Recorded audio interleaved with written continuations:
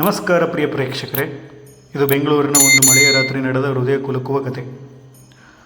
ಆ ರಾತ್ರಿ ಮಳೆ ಜೋರಾಗಿ ಸುರಿಯುತ್ತಿತ್ತು. ರಾತ್ರಿ ಹೊತ್ತು ಬಸ್ ನಿಲ್ದಾಣ ಬಹುತೇಕ ಖಾಲಿಯಾಗಿತ್ತು. ಅಲ್ಲೊಬ್ಬ ಚಿಕ್ಕ ಹುಡುಗ ಚಳಿಯಿಂದ ನಡುಗುತ್ತಾ, ಹಸಿವಿನಿಂದ ಅಳುತ್ತಾ ಒಂಟಿಯಾಗಿ ಕುಳಿತಿದ್ದ.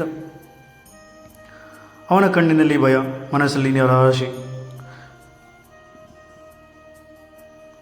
ಅದೇ ಸಮಯದಲ್ಲಿ ಒಬ್ಬ ವೃದ್ಧನು ನಿಧಾನವಾಗಿ ಅಲ್ಲಿ ನಡೆದುಕೊಂಡು ಬಂದ.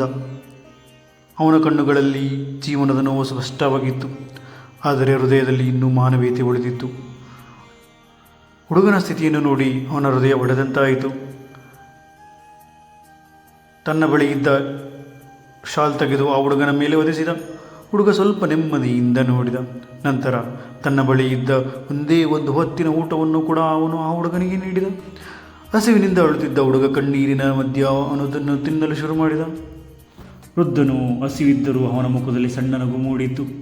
ಸ್ವಲ್ಪ ಸಮಯದ ನಂತರ ಹುಡುಗ ಕೇಳಿದ, "ನೀವು ಯಾರು?" ಅದು ಕೇಳಿ ಹುಡುಗ ಕಣ್ಣೀರಿನಿಂದ ಹೇಳಿದ, "ನನಗೂ ಯಾರೂ ಇಲ್ಲ."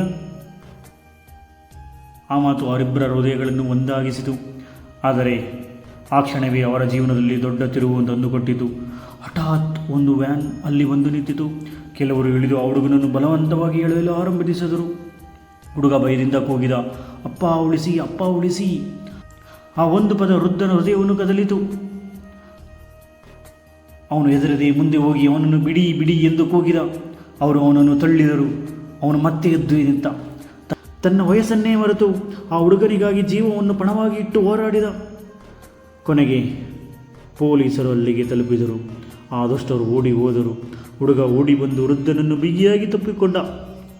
ಜೀವನದಲ್ಲಿ ಕೆಲವರು ನಮಗೆ ರಕ್ತದಿಂದ ಅಲ್ಲ, ಹೃದಯದಿಂದ ಸಂಬಂಧಿಗಳಾಗಿರುತ್ತಾರೆ. ಅದೇ ನಿಜವಾದ ಕುಟುಂಬ. ಇದುವೇ ನಿಜವಾದ ಕುಟುಂಬ. ನಿಮ್ಮ ಅನಿಸಿಕೆಗಳನ್ನು ಕಮೆಂಟ್ಸ್ ಮೂಲಕ ತಿಳಿಸಿ ಗೆಳೆಯರೇ.